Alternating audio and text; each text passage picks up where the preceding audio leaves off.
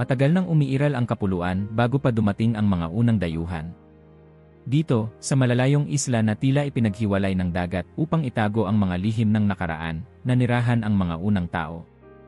Sila ay tinawag na Negritos, maliliit ngunit matitipunong nilalang na may maitim na balat at kulot na buhok. Tahimik nilang tinanggap ang buhay sa ilalim ng anino ng naglalakihang mga puno, sa gitna ng mga ilog na umaagos ng walang humpay, at sa pangangalaga ng isang mundong hindi pa dinadampian ng banyagang yapak. Sa isang gabi ng kabilugan ng buwan, nagtipon-tipon ang isang pangkat ng Negritos sa isang maliit na paglilinaw sa kabubatan. Sa gitna nila ay si Datu Amian, ang matandang pinuno na may mga matang puno ng dunong ngunit may tanong na hindi niya mahanapan ng kasagutan. Sa kanyang harapan ay nagliliyab ang apoy, kumikislap sa hangin, tila isang buhay na nilalang na nagmamasid sa kanilang lahat. Nasaan ang ating pinagmulan? Tanong ni Datu Amian, basag ang katahimikan. Nagtinginan ang kanyang mga nasasakupan. Walang gustong sumagot, walang gustong magsalita. Ang tanong na ito ay matagal nang bumabagabag sa kanilang lahi. Mula sa likuran, isang matandang babaylan ang lumapit, si Lola Linang. Ang kanyang mga mata ay tila nakita na ang maraming yugto ng kasaysayan. Naupo siya sa tabi ng apoy, at hinayaan ang katahimikan na lumalim bago siya nagsimulang magsalita. May mga kwento noon pa man, bulong niya, hinahaplos ang kanyang makapal na buhok na puti na parang alon ng dagat. Sinasabi ng ating mga ninuno na tayo ay nagmula sa isang malayong lupain, isang lugar na ngayon ay natatakpan na ng tubig. Sila'y naglakbay sa dagat, naghanap ng tahanan, at natagpuan ang mga islang ito. Napalingon si Datu Amian sa kanya. Ngunit bakit tayo naiba sa ibang mga dayo na dumarating sa ating baybayin? Ang ating balat, ang ating buhok tayo ba ay talaga bang mula sa isang lahi na nawala na sa kasaysayan? Napangiti si Lola Linang. Marami ang hindi nakakaalam ng buong kasaysayan. Ngunit may isang alamat na sinasabi ng ilan sa ating mga ninuno, isang alamat ng malaking baha, isang delubyong bumura sa maraming lahi ng tao. Tahimik ang lahat. Ang tunog lamang ng kahoy na nasusunog sa apoy ang naririnig. Ang hangin ay tila huminto sa paghihintay ng kanyang mga susunod na salita. Ayon sa matandang kwento, may isang panahon kung kailan sinubok ng kalangitan ang mundo, patuloy ni Lola Linang. Bumaha ng matagal at maraming lupain ang nawala sa ilalim ng tubig. Ang ilang mga tao ay naglayag, naghanap ng bagong lupang matitirhan. May mga nagsabi na ang ating mga ninuno ay kabilang sa mga nakaligtas. Bakit sila nakaligtas? Tanong ng isang binata sa likuran. Dahil hindi sila itinakwil ng kalangitan, sagot ni Lola Linang. Ngunit hindi rin sila pinaboran. Sila ay itinapon sa lugar na malayo sa iba, sa mga islang nakatago sa dagat. Tahimik si Datu Amian. Nagtanong siya, mayroon bang patunay na tayo ay nagmula sa kanila? Napangiti si Lola Linang, tumayo, at itinuro ang mga bituin sa langit. Tumingala kayo. Ang langit ang saksi ng lahat ng nangyari noon. Ang ating mga ninuno ay maaaring hindi na natin maalala, ngunit sila ay nananatili sa ating dugo. At kung gusto mong malaman ang totoo, may isa pang kwento na maaaring magbigay ng sagot. Napatingin si Datu Amian sa kanya. Ano ang kwento? Hindi ito kwento ng ating mga ninuno, bulong ni Lola Linang, kundi kwento ng isang matandang aklat, ang aklat ng mga aklat. Sinasabi nito na ang lahat ng lahi ay nagmula sa tatlong magkakapatid, tatlong anak ng isang lalaking nakaligtas sa delubyo. Napakunot noo si Datu Amian. Tatlong magkakapatid? Tumango ang babaylan. Sina Sem, Ham at Japhet. Ang kanilang mga inapo ay kumalat sa buong mundo. At ang ating lahi, kung pagbabatayan ang mga tanda, ay may dugo ng isa sa kanila. Nagpalitan ng tingin ang mga nakapalibot. At alin sa kanila ang ating pinagmulan? Lumingon si Lola Linang sa apoy. Iyan ang tanong na kailangang masagot. At sa paglipas ng panahon, may mga palatandaan na lilitaw. Habang bumabalot ang dilim sa kabubatan, isang banayad na simoy ng hangin ang lumaganap sa paligid. Ang mga mata ni Datu Amian ay hindi na kasing tigas ng kanina. Sa halip, may halong pananabik. Ito ang simula ng isang paghahanap, hindi lamang ng kasaysayan ng kanilang lahi, kundi ng isang katotohanan na matagal nang nakatago sa mga anino ng nakaraan. Bago magsimula, mag-subscribe ka na sa channel at i-like ang video para hindi mo makaligtaan ang anumang detalye ng kwentong ito na kahanga-hanga. Ilang henerasyon matapos ang unang paninirahan ng Negritos sa Kapuluan, isang kakaibang pangyayari ang naganap, isang pangyayari na magbabago sa kasaysayan ng kanilang lahi magpakailanman. Isang umaga, habang ang mga batang Negrito ay naglalaro sa baybayin, isang malaki at kakaibang bangka ang lumitaw sa abot tanaw. Hindi ito tulad ng mga balangay na ginagamit nila sa pangangaso at pangingisda. Mas malaki ito, mas makinis, at tila kayang harapin ang matitinding alon ng dagat. May mga dumarating, sigaw ng batang si Isko habang kumakaripas ng takbo pabalik sa nayon. Mabilis na nagsipagtakbuhan ang iba pang mga bata upang ipaalam sa kanilang mga magulang ang hindi inaasahang bisita. Sa loob ng ilang sandali, nagtipon-tipon ang mga matatandang mandirigma at pinuno, pinapanood ang papalapit na sasakyang dagat. Si Datu Amian ay nanatili sa harapan, walang takot ngunit puno ng pag-ingat. Ang kanyang mga mata ay kumikislap sa liwanag ng araw habang pinagmamasdan ang pagdating ng mga estranghero. Maya-maya pa, dumaong ang mga sasakyang dagat sa dalampasigan. Bumaba mula rito ang mga taong may kayumangging balat, matitikas ang pangangatawan, at may dalang kakaibang kagamitan. Hindi tulad ng mga Negrito, sila ay mas matatangkad, may tuwid na buhok, at may ibang pananamit. Isang lalaking may matikas na tindig ang lumapit kay Datu Amian. Humakbang ito ng dahan-dahan, tila nagpipigil ng kaba, bago lumuhod ng bahagya bilang tanda ng paggalang. Ako si Raja Sulay, anya sa wikang hindi pamilyar sa mga Negrito. Kami ay mga mandiragat mula sa isang lupain sa malayo. Hindi na intindihan ni Datu Amian ang lahat ng sinabi ng dayo, ngunit nabasa niya ang kilos nito. Hindi ito dumating bilang kaaway. Sa mga sumunod na araw, ang dalawang grupo ay nagsimulang magpalitan ng salita, gamit ang kilos ng kamay at unti-unting natutunan ang wika ng isa't isa. Ipinakita ng mga bagong dating kung paano nila itinayo ang kanilang mga bangka, paano nila inani ang lupa, at paano sila bumuo ng malalaking pamayanan. Habang lumilipas ang panahon, napansin ni Datu Amian na ang kanilang mga panauhin ay hindi ordinaryong mandaragat lamang. Sila ay may sistema ng paniniwala na tila may koneksyon sa mga alamat ng Negritos. Isang gabi, sa ilalim ng isang buwan na sinlinaw ng tubig sa ilog, lumapit si Raja Sulay kay Lola Linang, ang matandang babaylan. Nalalaman ko na kayo ay may mga alamat tungkol sa isang dakilang baha, anya. Kami rin. Nagpalitan ng tingin sina Lola Linang at Datu Amian. Ayon sa aming paniniwala, patuloy ni Raja Sulay, kami ay nagmula sa isang lahi ng mandaragat na may koneksyon sa isang sinaunang angkan. Ang aming mga ninuno ay nagsasabi na kami ay mga inapo ni Togarma. Napakurap si Lola Linang. Sino si Togarma? Si Raja Sulay ay ngumiti. Isa siyang anak ng isang dakilang pinuno sa malayong lupain. Siya ang apo ng isang lalaking nakaligtas sa dakilang baha. Mula sa kanyang angkan, ang aming lahi ay nagkalat sa buong mundo, lumakbay sa karagatan, at nakahanap ng bagong tahanan sa kapuluang ito. Natahimik ang lahat. Si Datu Amian ay hindi makapaniwala. Kung gayon, bulong ni Datu Amian, baka ang aming dugo at ang inyong dugo ay nagmula sa isang ugat. Isang malalim na buntong hininga ang lumabas kay Lola Linang. Sa kauna-unahang pagkakataon, nagkaroon ng sagot ang matagal nilang katanungan. Sa sumunod na mga taon, ang mga Negrito at Austronesiano ay unti-unting naging isang lahi. Naghalo ang kanilang mga kultura, paniniwala at mga kwento. Ang Negrito ay nagbigay ng kaalaman sa kabubatan, samantalang ang Austronesiano ay nagdala ng kaalaman sa pangingisda at paglalayag. Magkasabay nilang binuo ang unang kaharian sa kapuluan. At habang lumilipas ang henerasyon, isang panibagong kwento ang isinilang, isang kwento ng dugong Austronesiano at Negrito, ng dagat at kagubatan, at ng isang lahing nag-ugat sa mga kwento ng banal na kasulatan. Ang hangin ay may dalang kakaibang bango, ang samyo ng pampalasa, ng tuyong dahon, ng dagat na nagdadala ng mga lihim mula sa malalayong lupain. Sa mga baybay ng kapuluan, unti-unting nagbabago ang takbo ng pamumuhay ng mga tao. Ang dating simpleng pamayanan ng mga Negrito at Austronesiano ay naging abala sa palitan ng produkto, wika, at paniniwala. Hindi na lamang ito isang lugar ng mga ngaso at magsasaka, kundi isang sentro ng kalakalan sa Timog Silangang Asya. Isang hapon, habang ang araw ay unti-unting lumulubog sa dagat, isang barkong may kakaibang hugis ang dumaong sa dalampasigan. Mas malaki ito kaysa sa mga bangkang gamit ng mga Austronesiano, mas matibay ang pagkakayari, at may mga disenyo sa katawan nito na hindi pa nakikita ng mga katutubo. May mga bagong dayuhan, bulong ni Raja Sulay kay Datu Amian habang pinagmamasdan ang mga lalaking bumababa mula sa sasakyang dagat. Hindi ko sila kilala.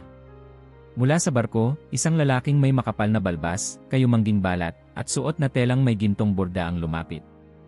Napansin ni Datu Amian ang kakaibang anyo ng dayuhan, ang kanyang damit ay hindi tulad ng suot ng mga Austronesyano, at ang kanyang mata ay tila puno ng karunungan mula sa malalayong lugar. Ako si Mahmud, wika ng estranghero sa isang di kilala, ngunit maaliwalas na tinig. Kami ay mga mangangalakal mula sa Malacca, naglakbay upang makipagkalakalan sa inyo. Nagpalitan ng tingin ang mga pinuno ng pamayanan. Malacca, hindi nila ito alam, ngunit ayon sa kanilang narinig mula sa ibang mandaragat, ito ay isang mayamang kaharian sa timog na pinamumugaran ng mga negosyante mula sa India, Arabia, at China. Kayo ba'y may dalang kapayapaan? Tanong ni Datu Amian. Ngumiti si Mahmud. Kapayapaan at kayamanan. Sa loob lamang ng ilang araw, ang tahimik na dalampasigan ay napuno ng bagong ingay. Ang mga mangangalakal mula sa Malacca ay naglatag ng kanilang mga paninda, pampalasa mula sa Indonesia, telang sutla mula sa China, mga inukit na garing mula sa India, at kakaibang alahas na tila hinulma mula sa bituin ng gabi. Sa kapalit nito, hinangad nila ang yamang taglay ng kapuluan, perlas, ginto, pulot-pukyutan, at mga matitibay na kahoy mula sa kagubatan. Habang pinapanood ni Raja Sulay ang palitan ng kalakal, napansin niya ang isa pang kakaibang bagay, hindi lamang paninda ang dala ng mga bagong dating, kundi pati mga paniniwala. Sa isang sulok, isang matandang may mahabang balbas ang nagtipon ng mga bata sa ilalim ng isang punong kawayan. Sa kanyang harapan ay isang makapal na aklat, at sa bawat pahinang kanyang binubuksan, binibigkas niya ang mga salitang tila isang awit. Nakikilala mo ba ang kanilang panalangin? Bulong ni Raja Sulay kay Mahmud. Ang mga salitang ito, sagot ni Mahmud, ay mula sa aklat ng mga propeta. Isa itong banal na aklat na nagtuturo ng landas patungo sa dakilang may likha. Tahimik na pinanood ni Raja Sulay ang mga mangangalakal. Sa unang pagkakataon, napagtanto niya na ang kalakalan ay hindi lamang palitan ng produkto, kundi pati ng kaisipan at paniniwala. Sa sumunod na mga taon, unti-unting lumaganap ang relihiyong dala ng mga dayuhan. Mula sa India, dumating ang mga pari ng Hinduismo, dala ang kanilang mga estatwa ng mga Diyos at aral tungkol sa karma at reinkarnasyon. Mula sa China, dumating ang mga tagasunod ni Buddha, dala ang kanilang pananampalataya sa kaliwanagan. At mula sa Arabia, ang mga mangangalakal na Muslim ay nagpakilala ng kanilang paniniwala sa iisang Diyos. Sa isang pagpupulong sa ilalim ng isang punong balete, muling nagtipon ang mga matatandang pinuno ng pamayanan. Kung gayon, wika ni Datu Amian, tayo ay hindi na lamang isang simpleng tribo. Ang ating mga anak ay lumalaking may ibang paniniwala, ibang pananamit, at ibang paraan ng pamumuhay. Ano ang ibig sabihin nito? Kailangan nating malaman, sagot ni Lola Linang, kung paano natin mapapanatili ang ating sarili nang hindi nawawala sa agos ng pagbabagong dala ng mga dayuhan. Si Raja Sulay ay nakatitig sa isang lumang lambat na nakasabit sa puno. Ang ating lahi ay tulad ng isang lambat, anya. Pinagsama-sama ng hibla, pinatatag ng pagkakaugnay-ugnay. Ngunit kung may bagong hiblang ipapasok, magbabago ba ang lambat? O lalakas ito? Mula sa kadiliman, isang tinig ang nagbulong. Hindi lang ang ating kultura ang nagbabago kundi ang ating lahi mismo. Lumingon si Datu Amian. Isa sa mga nakatatandang babaylan ang tumayo at lumapit. Napansin niyo ba ang ilan sa ating mga anak, anya? Mayroon ng mas matangos na ilong, mas malalalim na mata, mas makapal na buhok. Ang kanilang balat ay hindi nasing itim ng ating mga ninuno, nising puti ng ilang dayuhang dumating. Nagkatinginan ang lahat. Tama siya. Ang kanilang mga inapo ay nagsisimula ng magbago. Sa unang pagkakataon, naisip ni Datu Amian ang isang bagay na hindi niya kailanman naisip noon. Kung ang kanilang lahi ay nagmula sa anak ni Japhet, maaari kayang ang dugo ng anak ni Cam ay dumaloy na rin sa kanilang ugat. Sa paglipas ng panahon, ang kapuluan ay hindi na lamang isang tahanan ng Negrito at Austronesyano. Ito ay naging isang tapyas ng mundo, isang lugar kung saan ang silangan at kanluran ay nagtagpo, kung saan ang mga dugo ng maraming lahi ay nagsimulang humalo. At sa likod ng lahat ng ito, isang tanong ang nananatili, kung patuloy silang magbabago, ano pa ang mananatili sa kanilang pagka-Pilipino? Ang langit ay bughaw at walang bahid ng ulap nang unang dumating ang mga sasakyang dagat ng mga dayuhan. Sa di kalayuan, sa malawak na karagatan, animoy lumulutang na mga kastilyo ang kanilang mga barko, malalaki, matitibay, at tila gawa sa isang teknolohiyang hindi pa nakikita ng mga katutubo. Sa baybay ng isang isla sa Kabisayaan, nagtipon-tipon ang mga mandirigma, pinapanood ang hindi pangkaraniwang pagdating ng mga bagong dayo. Si Datu Humabon, isang makapangyarihang pinuno sa pulo ng Cebu, ay tahimik na nakatayo sa gitna ng kanyang mga tauhan. Sa kanyang tabi ay si Raja Sulay, na bagamat may lahing dayuhan, ay isa ng ganap na bahagi ng pamayanang Austronesiano. Ito ba ay kaibigan o kaaway? Tanong ng isang batang mandirigma, hawak ang kanyang sibat. Malalaman natin, sagot ni Datu Humabon, kapag bumaba na sila mula sa kanilang mga sasakyan. Maya-maya pa, isang lalaking may matipunong pangangatawan at matangkad na tindig ang bumaba mula sa isa sa mga barko. Ang kanyang kasuotan ay gawa sa kakaibang tela, may suot siyang baluti at may hawak na isang espada na tila kumikinang sa ilalim ng araw. Siya ay lumapit sa harapan ng mga katutubo, iniangat ang kanyang isang kamay bilang tanda ng kapayapaan. Ako si Fernando de Magallanes, wika niya sa wikang Banyaga. Ako at ang aking mga kasama ay dumating sa inyong bayan upang ipahayag ang salita ng isang dakilang hari.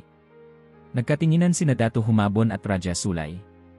Hindi nila ganap na naunawaan ang mga salita ng dayuhan, ngunit sa kilos nito, batid nilang hindi ito dumating upang agad makipaglaban.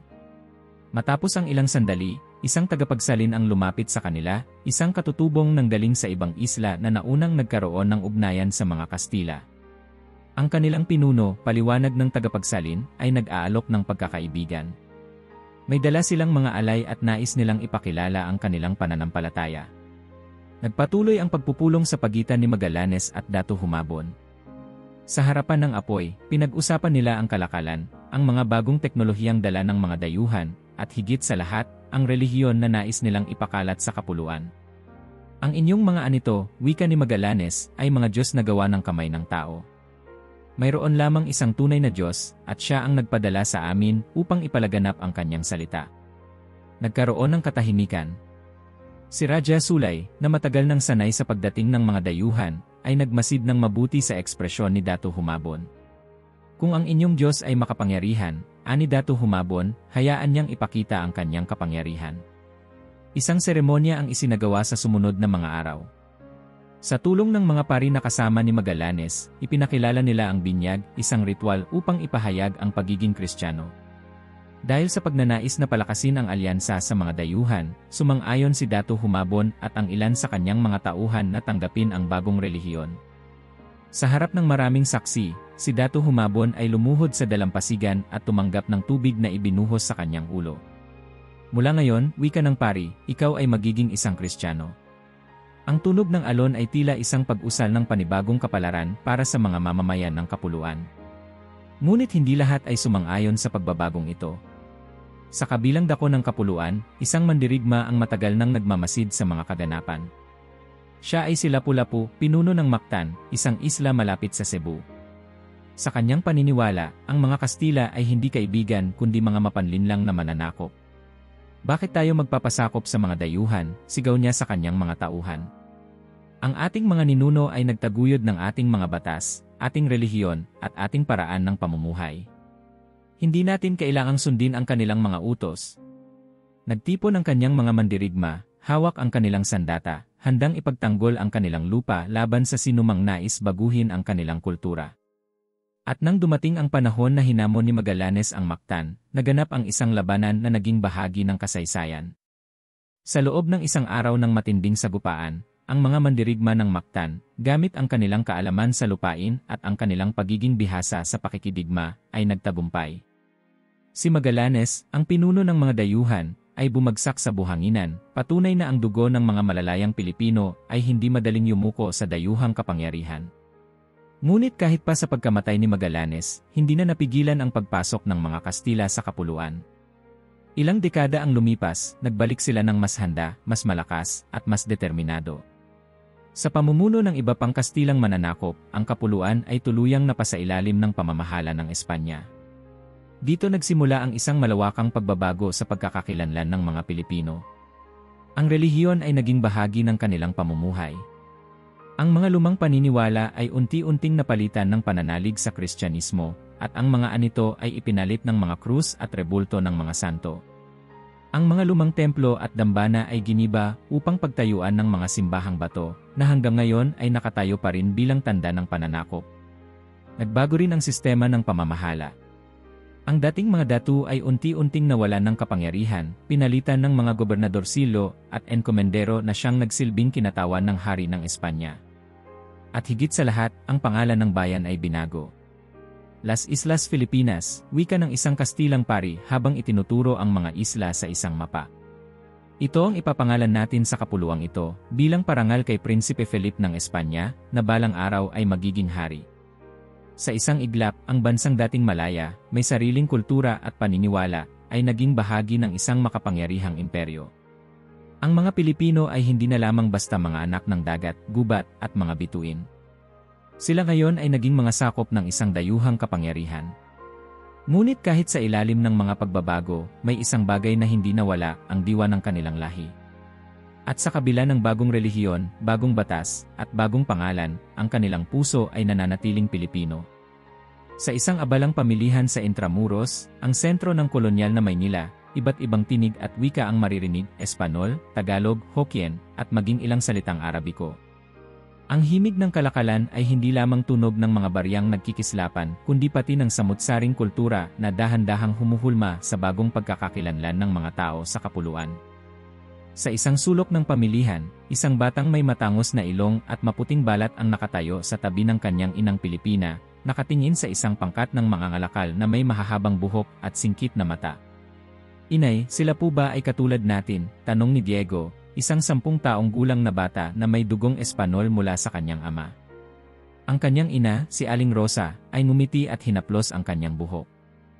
"Anak, sila ay mga Tsino. Matagal na silang nakikipagkalakalan sa ating mga ninuno bago pa man dumating ang mga Kastila.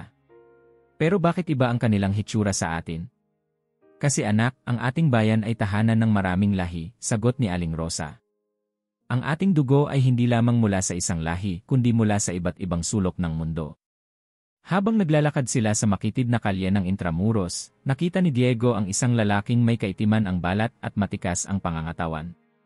Ang kanyang mga damit ay kakaiba, tila may kasuotan siyang gawa mula sa kakaibang tela, at ang kanyang buhok ay kulot. "Inay, sino naman siya?" "Isa siyang mangangalakal mula sa India," sagot ng ina. "Maraming katulad niya ang dumating dito noon, dala ang kanilang mga pampalasa at tela." Napamulagat ang bata. "Ganoon po ba? Ibig sabihin, ang ating lahi ay may dugong Espanol, Tsino, at Indiano." Ngumiti si Aling Rosa. "Hindi lang iyon, anak. May dugo rin tayong Malay, Arabe, at Austronesiano. Ang ating bayan ay isang malaking palayok kung saan pinaghalo-halo ang maraming lahi." Sa isang bahay sa loob ng Intramuros, isang grupo ng mga prele ang nag-uusap habang sila ay umiinom ng alak. "Napapansin ba ninyo kung paano nagbabago ang itsura ng mga Indyo?" wika ni Padre Salazar, isang paring Espanol na matagal nang naninirahan sa Pilipinas. Tumango si Padre Fernandez. "Marami sa kanila ay hindi na kasing itim ng kanilang mga ninuno. Ang kanilang mga mata ay mas malalalim at ang ilan ay mayroong matatangos na ilong. Ang dugo natin ay humahalo sa kanila." Ngunit hindi lamang dugo ng mga Espanol, singit ni Padre Antonio, isang iskolar ng kasaysayan. "Huwag ninyong kalimutan na bago pa tayo dumating, ang mga Tsino ay matagal nang nandito. Sila ang pangunahing mangangalakal, nagkaroon ng pamilya sa mga lokal, at naging bahagi na ng lipunan. At hindi lamang iyon," patuloy niya. "Ang mga Arabe at Indiano ay nagdala rin ng kanilang kultura at dugo sa kapuluan. Ang ating mga Pilipino ngayon ay hindi lamang Indyo, kundi isang halo ng napakaraming lahi." Tumikim si Padre Salazar. "Kung gayon, saan sila talaga nagmula?" Ngumiti si Padre Antonio at kinuha ang kanyang lumang aklat. Kung babasahin natin ang Genesis 1:0 sa banal na kasulatan, sinasabi rito na ang mundo ay pinuno ng 3 lahi mula sa 3 anak ni Noe, Sem, Ham, at Japhet. Ayon sa ilang iskolar, maaaring ang ating mga Pilipino ay nagmula sa 2 lahing ito, Japhet at Ham. Nagkatinginan ang mga pari. Ang lahi ni Japhet, paliwanag ni Padre Antonio, ay siyang nagkalat sa Europa at Asia. Ayon sa ilang pag-aaral, ang mga Austronesiano, na siyang mga unang namuhay sa Pilipinas, ay may kaugnayan sa mga inapo ni Togarma, na isang apo ni Japhet. Samantala, ang lahi ni Ham ay siyang sinasabing nagbigay buhay sa mga taong nanirahan sa maiinit na bahagi ng mundo, kabilang ang ilan sa mga unang pangkat ng tao sa ating kapuluan, tulad ng mga Negrito. Hindi lang Jefet, kundi pati Ham, tanong ni Padre Fernandez. Tama, sagot ni Padre Antonio. Kaya kung pag-uusapan natin ang lahi ng mga Pilipino, hindi ito galing sa isang ugat lamang. Ang ating kasaysayan ay isa sa mga pinakamakulay sa buong mundo. Sa isang baryo sa Pampanga, isang matandang lalaki ang nagkukwento sa mga bata sa ilalim ng punong balete. Alam ba ninyo kung bakit iba-iba ang itsura natin? Tanong ng matanda. Nagtinginan ang mga bata. May ilan sa atin na singkit ang mata, may ilan na may matangos na ilong, may ilan na maitim ang balat, at may ilan na maputi. Siguro po dahil sa ating mga ninuno, lolo, sagot ng isang bata. Tama, sagot ng matanda. Ngunit higit pa roon. Ang ating dugo ay naghalo-halo sa loob ng maraming siglo. Ang ating ninunong Austronesiano ay naghalo sa mga Negrito, tapos dumating ang mga Chino, ang mga Arabe, at ang mga Kastila. Sa bawat pagsilang ng isang bagong henerasyon, mas lalo tayong nagiging iba-iba ang anyo. Ngunit may isang bagay na hindi nagbabago, dagdag niya. Ano po iyon, Lolo? Ang ating puso bilang Pilipino, sagot ng matanda. Dahil hindi mahalaga kung kanino tayo nagmula. Ang mahalaga ay kung sino tayo ngayon. Napangiti ang mga bata. Sa paglipas ng panahon, patuloy ang paghahalo ng dugo sa kapuluan. Ang mga bagong Pilipino ay hindi na lamang simpleng inapo ng isang lahi, kundi isang pagsasanib ng silangan at kanluran, ng hilaga at timog, ng dagat at kalupaan. Ang kanilang dugo ay hindi lamang kwento ng isang bayan, kundi kwento ng buong mundo na nagtipon-tipon sa isang kapuluan sa Timog Silangang Asya. At sa kabila ng pagkakaiba-iba, sila ay nananatiling isa, mga Pilipino, isang lahing hinubog ng kasaysayan, ng dugo, at ng panahon. Ang gabi ay tahimik, ngunit sa bawat sulok ng kabisera, may nag-aapoy na damdamin. Ang mga anino ng mga mandirigma ay gumagalaw sa dilim, hawak ang kanilang mga itak, mga baril na inagaw mula sa kaaway, at ang kanilang paniniwala na ang isang bansang may sariling dugo ay hindi dapat magpailalim sa dayuhan. Sa isang kubong nakatayo sa gitna ng kagubatan, isang pulutong ng mga revolusyonaryo ang nagtipon-tipon. Sa harapan nila ay si Andres Bonifacio, ang supremo ng katipunan, may matapang na titig at kamay na mahigpit na nakakapit sa kanyang sandata. Mga kapatid, wika niya, ang panahong ating hinihintay ay dumating na. Ang Espanya ay matagal nang naging ating Panginoon, ngunit ngayon, tayo naman ang lalaban. Nagpalakpakan ang mga mandirigma. Ang mga prele ay nagpakalat ng maling pananampalataya upang tayo'y gawing sunod-sunuran. Ang mga enkomendero ay inangkin ang ating lupa. Ang gobyernong dayuhan ay itinuring tayong mababang uri. Sapat na. Ang lupaing ito ay sa atin, at wala nang iba pang dapat maghari kundi ang Pilipino. Tumayo si Emilio Jacinto, ang utak ng katipunan, at binuksan ang isang sulat. Ang sigaw ng balintawak, anya, ay magaganap sa lalong madaling panahon. Kung hindi tayo kikilos ngayon, kailan pa? Sa loob ng isang linggo, sumabog ang Rebolusyong Pilipino ng 1896. Mula sa mga liblib na baryo hanggang sa kabisera, ang mga katipunero ay lumaban ng buong tapang. Ang kanilang mga sandata ay hindi kasing husay ng mga baril ng Espanya, ngunit ang kanilang puso ay puno ng alab ng isang bansang matagal ng uhaw sa kalayaan. Ngunit ang tagumpay ay hindi madali. Sa kabila ng kanilang pagsisikap, si Bonifacio ay ipinagkanulo, at si Emilio Aguinaldo ang naging bagong pinuno ng rebolusyon. Sa tulong ng isang estratehikong alyansa, nagkaroon ng kasunduan ang Espanya at mga rebolusyonaryo. Ngunit hindi nila alam, may mas malakas pang dayuhan ang paparating. Ang digmaang Espanyol-Amerikano ng 1898 ay isang sagupaan na hindi inaasahan ng mga Pilipino.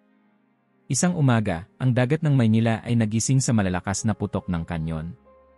Ang plota ng Estados Unidos, sa pamumuno ni Admiral George Dewey, ay biglang umatake at walang kahirap-hirap na tinalo ang hukbong dagat ng Espanya. Si Aguinaldo, na nooy nasa Hong Kong, ay mabilis na bumalik sa Pilipinas dala ang pangakong susuportahan ng Amerika ang kalayaan ng bansa. Sa kanyang pagbabalik, itinaas niya ang bagong watawat ng Pilipinas sa Kawit, Cavite, noong Hunyo 12, 1898. Ang Pilipinas ay malaya, sigaw ng kanyang mga tauhan. Ngunit ang kanilang sigla ay hindi nagtagal. Sa ilalim ng mesa, isang kasunduan ang pinirmahan sa Paris. Sa halagang $20 milyon, ibinenta ng Espanya ang Pilipinas sa Estados Unidos. Hindi man lamang kinilala ng Amerika ang kasarinlan ng Pilipinas. Nagtipon muli ang mga pinuno ng rebolusyon sa isang lihim na pagpupulong. Isang panloloko, sigaw ni Antonio Luna, ang pinakamagiting na general ng rebolusyon. Ibinenta tayo ng Espanya. Hindi tayo pinakawalan, kundi ipinasa lamang sa panibagong mananakop. Kung ganoon, sagot ni Aguinaldo, hindi pa tapos ang ating laban. Ang ating tunay na digmaan ay laban sa bagong dayuhan. At sumiklab ang digmaang Pilipino-Amerikano noong 1899. Ang Amerika ay isang bansang moderno, may hukbong armado at mas malakas na sandata. Ngunit ang mga Pilipino ay hindi papayag na muling alipinin. Mula sa bundok ng Luzon hanggang sa kapatagan ng Visayas at Mindanao, ang mga gerilya ay lumaban ng buong tapang.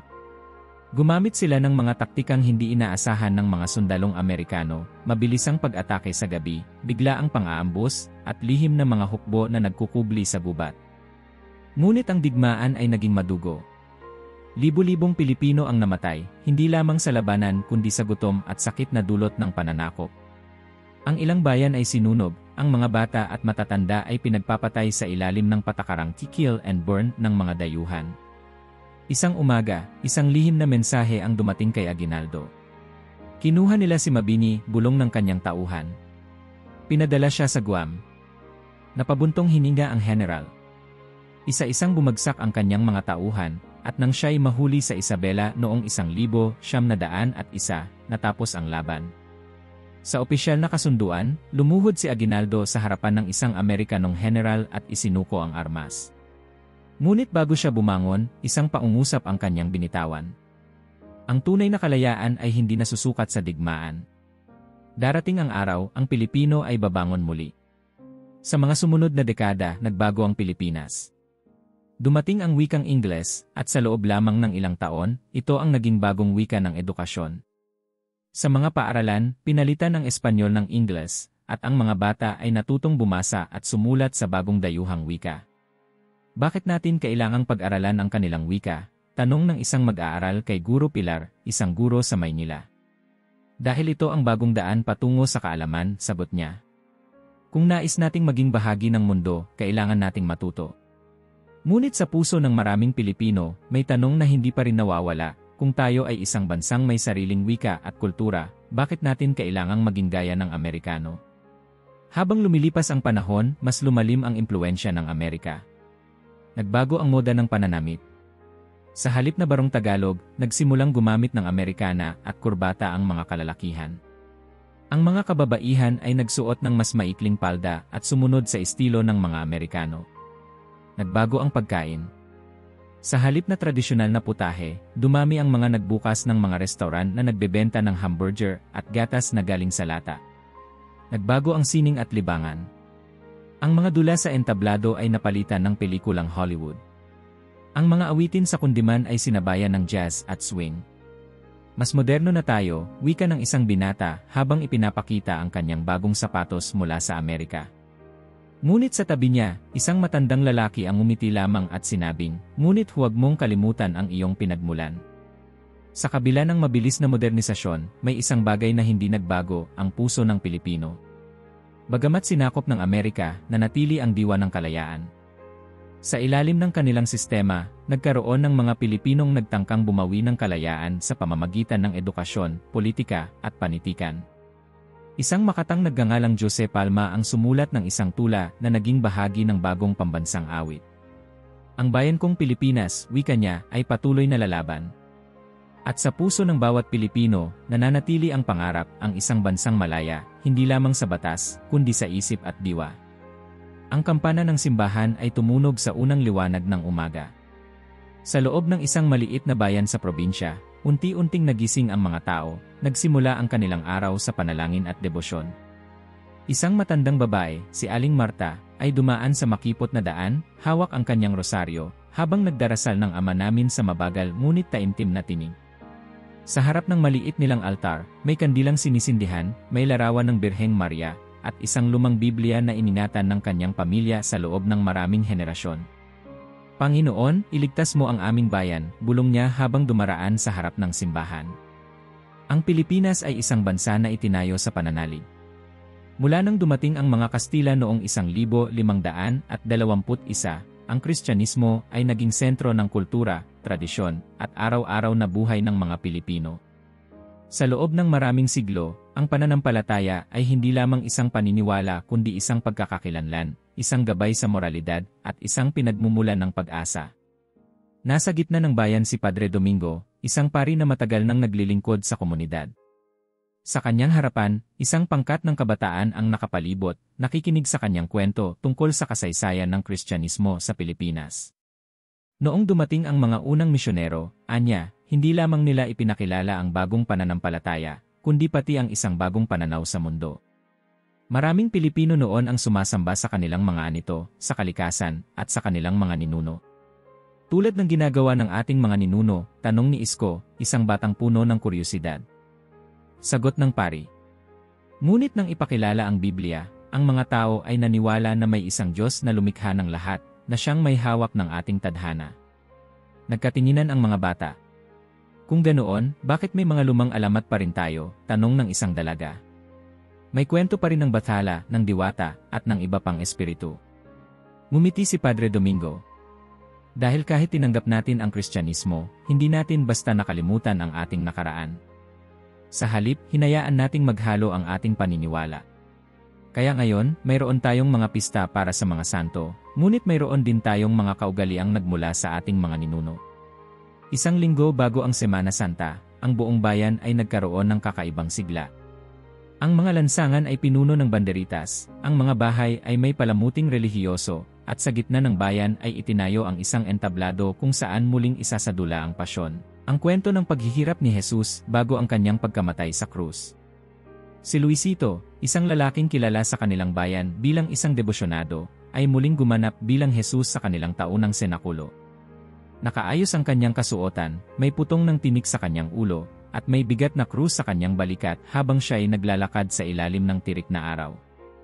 Sa gilid ng kalsada, libo-libong tao ang nanonood, may ilan ay lumuluhang nananalangin, at ang iba naman ay taimtim na nakikinig sa pagsasadula ng banal na kasulatan. Bakit po ginagawa nila ito? Tanong ni Miguel, isang batang bagong sali sa simbahan. Dahil ito ang kanilang paraan ng pagpapakita ng pananampalataya, sagot ni Padre Domingo. Para sa kanila, ang pag-ulit sa sakripisyo ni Kristo ay isang paraan upang muling maramdaman ang kanyang pagdurusa. At nang sumapit ang Biyernes Santo, ang mga lansangan ay halos walang katao-tao maliban sa mga prosesyon na naglalakad sa dilim, may hawak na kandila, habang binibigkas ang dasal para sa mga kaluluwa ng mga yumao. Sa isang klase sa teolohiya, isang guro ang nagtuturo tungkol sa isang teorya na maaaring may kaugnayan ang mga Pilipino sa mga kwento sa Biblia. Sinasabi sa aklat ng Henesis 1:0 na pagkatapos ng dakilang baha, ang mundo ay napuno ng tatlong lahi, ang lahi ni Sem, Ham, at Japhet, paliwanag ng guro. Maraming iskolar ang naniniwala na ang mga lahing Asyano ay may koneksyon sa lahi ni Japhet, partikular na sa kanyang apo na si Togarma. Nagtaas ng kamay si Juan, isang matalinong mag-aaral. Ibig sabihin po ba, tayo ay maaaring nagmula sa lahi ni Japhet? Iyan ay isang teorya, sagot ng guro. Ngunit huwag nating kalimutan na mayroon ding ebidensya na nagsasabing maaaring ang ating mga ninuno ay may koneksyon din sa lahi ni Ham. Bakit po? Tingnan ninyo ang ating pisikal na katangian, sagot ng guro. Ang ating balat ay kayumanggi, ang ating buhok ay maitim at tuwid, at ang ating mga mata ay may anyong tila Asyano. Ang ganitong pisikal na katangian ay nagpapakita ng pinaghalong lahi. Nagbulungan ang mga mag-aaral. Kung ganoon, ang ating kasaysayan ay hindi lamang nakapaloob sa ating bayan, bulong ni Isko, kundi bahagi ng mas malawak na kasaysayan ng mundo. Sa isang liblib na baryo sa Mindoro, isang matandang babae ang kilala sa kanyang pananampalataya sa Biblia. Siya si Lola Felipa, isang albularyo na bagamat lumaki sa sinaunang paniniwala ng kanyang mga ninuno, ay naging isang masugid na tagasunod ng Kristyanismo. Hindi mo kailangang talikuran ang iyong nakaraan upang sumampalataya, madalas niyang sabihin sa kanyang mga apo. Dahil ang Diyos ay nasa lahat ng bagay. Isang gabi, habang nagkakasakit ang isang bata sa kanilang baryo, lumapit ang mga tao kay Lola Felipa upang humingi ng tulong. Sa isang maliit na altar, inilapag niya ang kanyang lumang Biblia at nagsimulang magdasal. Jesus, iligtas mo ang batang ito, bulong niya habang pinapahiran ng langis ang noo ng bata. Sa sumunod na araw, ang bata ay gumaling. Nagpasalamat ang kanyang pamilya at nagdasal sa harap ng kanilang altar. Hindi ang langis ang nagpagaling, paliwanag ni Lola Felipa, kundi ang pananampalataya natin sa kanya. Habang lumilipas ang panahon, nagbabago ang anyo ng pananampalataya ng mga Pilipino. Ang mga lumang tradisyon ay dahan-dahang humahalo sa modernong relihiyon, at ang Kristyanismo ay nananatiling pundasyon ng kultura. Ngunit sa kabila ng pagbabago ng mundo, may isang bagay na hindi nagbabago, ang matibay na pananampalataya ng Pilipino. Sa isang bagong simbahan sa Maynila, isang pari ang nagmisa, at sa harapan niya ay libo-libong tao na nakikinig, nagdarasal, at umaasa. At sa isang maliit na baryo, isang matandang babae ang nag-aalay ng panalangin, may hawak na lumang Biblia na ipinasa sa kanya ng kanyang lola. Ang Diyos ay kasama natin, bulong niya. Noon, ngayon at magpakailanman. Sa isang tahimik na dalampasigan, isang matandang lalaki ang nakaupo sa ilalim ng isang puno ng nyog, nakatanaw sa malawak na dagat. Sa kanyang tabi, isang batang lalaki ang nakikinig ng may pagtataka, habang hawak-hawak ang isang lumang kahoy na inukit na tila may mga sinaunang simbolo. Lolo, ano po ang ibig sabihin nito? Tanong ng bata habang ipinapakita ang inukit na kahoy. Umiti ang matanda. Iyan ay isang lumang sulat, isang tanda ng ating mga ninuno bago pa dumating ang mga dayuhan, sagot niya. Bago natin natutunan ang mga letra ng mga Kastila, bago natin ginamit ang Ingles, tayo ay mayroon ng sarili nating paraan ng pagsulat.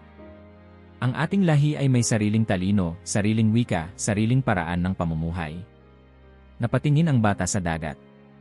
Lolo, kanino po ba talaga tayo nagmula? Isang malalim na buntong hininga ang pinakawalan ng matanda bago siya nagsimulang magsalita. Ang Pilipino, apo, ay bunga ng mahabang paglalakbay ng maraming lahi, ng maraming panahon, ng maraming kwento. Hindi tayo nagmula sa isang-isang tribo, hindi tayo mula sa isang-isang bansa. Tayo ay isinilang mula sa karagatan, mula sa lupa, mula sa dugo ng iba't ibang lahi. Tahimik na nakinig ang bata habang tinuloy ng matanda ang kanyang kwento. Bago pa man dumating ang mga dayuhan, nandito na ang ating mga ninunong Austronesyano, mahuhusay na mandaragat, malalakas na mandirigma, at mapayapang magsasaka. Sila ang nagdala ng ating unang wika, ng ating unang musika, ng ating unang kwento. Ngunit hindi sila nag-iisa. Kasama nila ang mga sinaunang Negrito, ang mga unang naglakad sa ating mga kabubatan, naghanap ng pagkain sa ating mga bundok, at nagturo sa atin kung paano makisalamuha sa kalikasan. Nagbago ang ekspresyon ng bata. Pero, Lolo, paano naman ang ibang lahi? Ngumiti ang matanda. Dahil tayo ay nasa gitna ng mundo, maraming dumating sa ating pampang. Dumating ang mga insik, dala ang kanilang mga kalakal at kaalaman sa pangangalakal. Dumating ang mga Arabe, dala ang kanilang relihiyon at kaalaman sa agham. Dumating ang mga Indiano, dala ang kanilang mga alamat at sining. At syempre, dumating ang mga Kastila, nagdala ng bagong relihiyon, bagong batas, at bagong paraan ng pamumuhay. Paano po natin natanggap lahat ng iyon? Tanong ng bata. Sa una, hindi natin ito tinanggap ng buo, sagot ng matanda. Laban tayo ng laban, tumindig tayo ng may tapang, ngunit sa huli, tayo ay nagbago. Hindi natin tinanggap ng buo, hindi rin natin tinanggihan ng lubos. Bagkus, ating pinagsama-sama. Pinili natin ang mga bahagi ng kultura na naramdaman nating atin, na may kabuluhan sa ating buhay. At paano naman po ang mga Amerikano? Sila ang nagturo sa atin ng bagong wika, ng bagong edukasyon, ng bagong paraan ng pamamahala. Ngunit hindi tayo naging lubos na tulad nila. Sa kabila ng lahat, hindi natin kinalimutan ang ating ugat. Iyan ang dahilan kung bakit, hanggang ngayon, nananatili pa rin ang ating sariling wika, ang ating sariling pananampalataya, ang ating sariling kultura. Tumahimik ang bata at pinagmamasdan ang inukit na kahoy sa kanyang kamay. Kung ganoon, sino po talaga tayo? Tayo ay Pilipino, sagot ng matanda, hindi dahil sa ating anyo, hindi dahil sa ating wika, kundi dahil sa ating diwa. Tayo ay lahing pinanday ng panahon, ng digmaan, ng pananakop, ngunit hindi kailanman lubusang nagbago. Isipin mo, apo, lahat ng lahi sa mundo ay may bahagi sa ating dugo. Tayo ay may dugong Japhet, dahil sa ating ugat na Austronesyano. Tayo ay may dugong Ham, dahil sa ating maiitim na ninuno mula sa Negrito. Tayo ay may dugong Sem, dahil sa mga Arabeng nagdala ng Islam bago pa dumating ang mga Kastila. Napakunot ang noo ng bata. At ano po ang ibig sabihin noon? Ibig sabihin, sagot ng matanda, tayo ay may dugong mula sa bawat bahagi ng mundo. At iyon ang dahilan kung bakit tayo ay matibay, matapang, at hindi natitinan. Nag-isip ang bata at maya-maya, ngumiti siya. Lolo, sa tingin mo po, ano ang magiging kinabukasan ng ating lahi? Tumingin ang matanda sa malayo, sa kalmadong dagat na tila isang salamin ng nakaraan at hinaharap. Ang mundo ay patuloy na magbabago, apo, anya. Ngunit isang bagay ang sigurado, ang Pilipino ay patuloy na lalaban, patuloy na magbabago, ngunit kailanman ay hindi mawawala ang kanyang diwa.